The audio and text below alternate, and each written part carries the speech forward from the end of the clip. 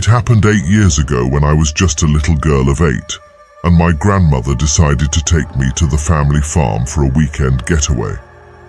Little did we know, it would turn into an unforgettable and chilling experience. It was a sunny day, the kind that warms your skin and makes everything seem carefree. Grandma and I packed a small picnic and we set off to the farm, a quaint piece of land surrounded by fields and woods. The air was filled with the sweet scent of blooming flowers and the distant hum of insects. I was excited, ready for a day of exploring and making memories with Grandma.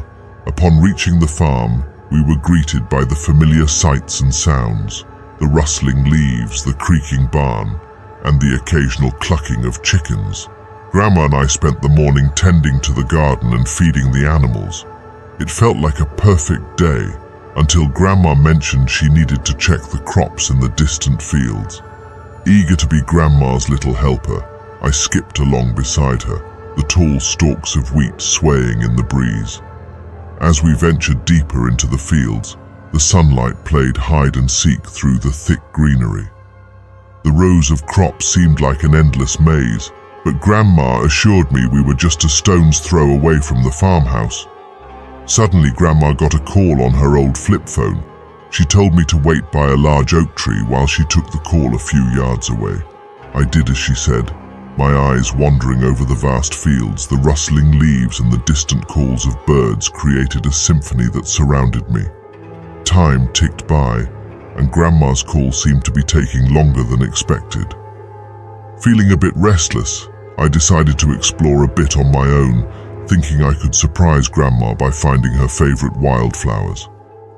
I wandered deeper into the fields, the tall crops towering over me like a sea of green.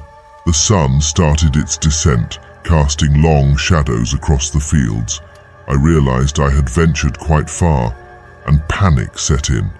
I called out for Grandma, but my small voice seemed to get lost in the vastness of the farm. Panic turned into fear as I realized I was truly alone, surrounded by the sea of crops. Tears streaming down my face, I began to run, hoping to find Grandma or the farmhouse. The fields seemed to stretch endlessly, and the once familiar landscape became an unfamiliar maze. Every step felt like an eternity, and the rustling leaves began to sound like whispers, unsettling and eerie. As nightfall approached, the farm turned into a dark, ominous place. Fear gripped my heart, and I called out for Grandma until my voice grew hoarser.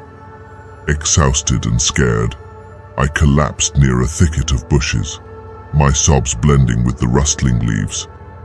Meanwhile, Grandma, having finished her call, realized that I was nowhere to be found.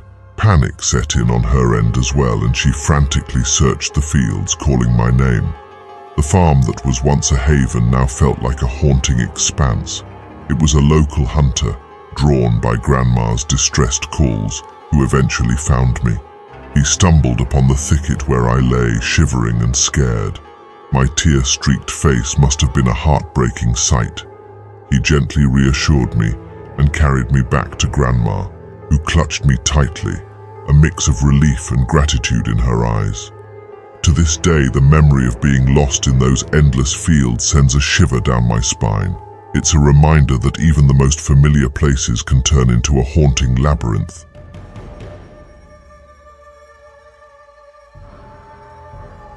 I was 28, embarking on a solo camping trip with my trusty beagle Max in a nearby woodland. It was November, days mildly warm, nights chilly. I thought I was alone, but boy was I wrong. Prepared for the adventure, I packed a portable fire pit, lighter fluid, a trusty lighter, and an axe for wood chopping. Of course, I had the essentials: a tent, a sleeping bag, and my fishing gear for some lakeside relaxation. Food for 2 days? Check. Little did I know my camping experience was about to take a strange turn. Max and I hiked about a mile into the forest, reaching a cozy spot near the lake. I set up camp, and Max and I headed to the lake for some fishing. I caught a couple of small fish, but they weren't worth cooking. As we enjoyed the tranquility, Max's behavior caught my attention. He kept fixating on something in the forest. tail still, ears alert. Maybe it was just wildlife, I thought. After an hour of fishing, we decided to explore around the lake. As we gazed across the water, I spotted what seemed like figures entering the woods near my campsite. Too far away to be sure, but the sight gave me the creeps. Concerned about potential theft, Max and I hastened back to our camp. To my surprise, I found my tent zipper wide open. Someone had snooped around. Luckily, nothing seemed missing, but the unsettling feeling lingered. Trusting my instincts, I relocated my camp a bit further up the lake. Safety first, right? With the new camp set up, I started chopping wood for a cozy fire. After feeding Max and warming up some chili, we settled by the fire. As I wrote in my journal, Max suddenly barked, fixated on something in the dark forest. It unnerved me, but I couldn't see beyond the firelight. Concerned, I brought Max into the tent and extinguished the fire to avoid drawing attention.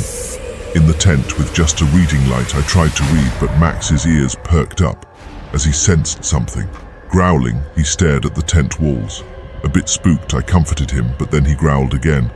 I strained my eyes into the darkness, on edge.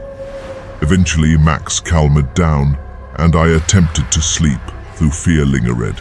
Hours later, I woke to Max growling and howling. Panicked, I listened as someone whistled outside the tent. Footsteps approached, stopping right outside. Max went ballistic. In the darkness, I faked a commanding voice warning them to leave. The footsteps retreated slowly or stopped, I couldn't be sure. Max growled on and off for an hour. Sleep eluded me.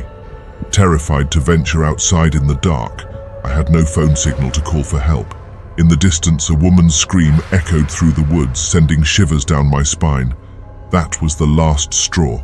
I gathered Max, put on my boots, grabbed a flashlight, and sprinted back to my truck where I spent the night. At dawn, I mustered the courage to return to the campsite. Hurriedly, I packed everything without checking for missing items. I reported the bizarre encounter to the non-emergency police once I had cell phone reception. To this day, I don't know what happened in those woods, and I've never dared to camp there again.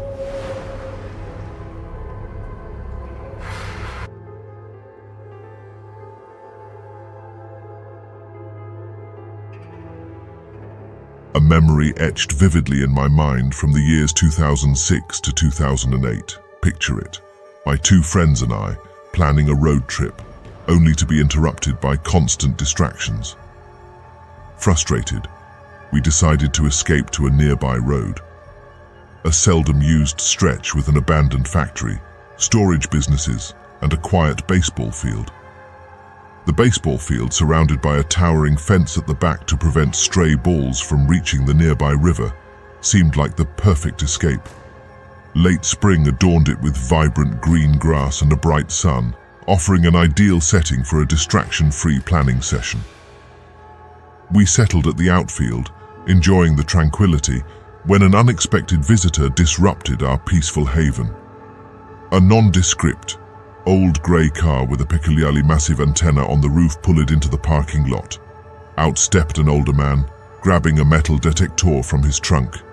He began sweeping it over the gravel, raising immediate suspicions. My own dad, an avid metal detector enthusiast, had taught me the ropes. The man's actions were all wrong. No headphones, quick, erratic movements. It didn't add up unless he was specifically searching for something lost during a game. Our town, rich in history, offered ample places for relic hunting, but his behavior raised red flags. Alarmed, I alerted my friends as the man briskly approached. Despite the fence separating us, unease settled in, and we quickly packed up our road trip plans and moved toward the entrance.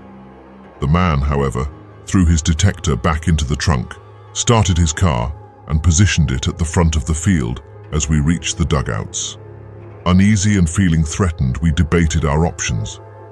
Do we seek refuge in the dugout, effectively trapping ourselves, or do we make a run for the railroad tracks on the other side of the road? Scaling the tall fence on the opposite side of the field seemed daunting. Panic set in as we weighed our choices, watching for the man's next move. Finally, We dialed my friend's stepmom, urgently asking her to pick us up. She sensed the distress in our friend's voice and hurried to the scene. The minutes felt like hours as the man idled on the other side of the dugout. When the SUV finally approached, he sped away in a cloud of dust, leaving us shaken. In the borrowed SUV, we decided to seek refuge in a different park, an hour away. Passing by the community center pool, we spotted the familiar grey car with its towering antenna. The man was at it again, pretending to metal detect, while casting uneasy glances toward the pool. A collective decision arose: we would follow him. For several blocks, we trailed him, not very stealthily for 3 teenage girls in a large SUV. He eventually caught on, pulling over to glare at us. Our cover blown, we headed home, pondering the man's intentions. Was he a predator, a potential kidnapper? The answers eluded us, but one thing was certain: we never wanted to encounter him again.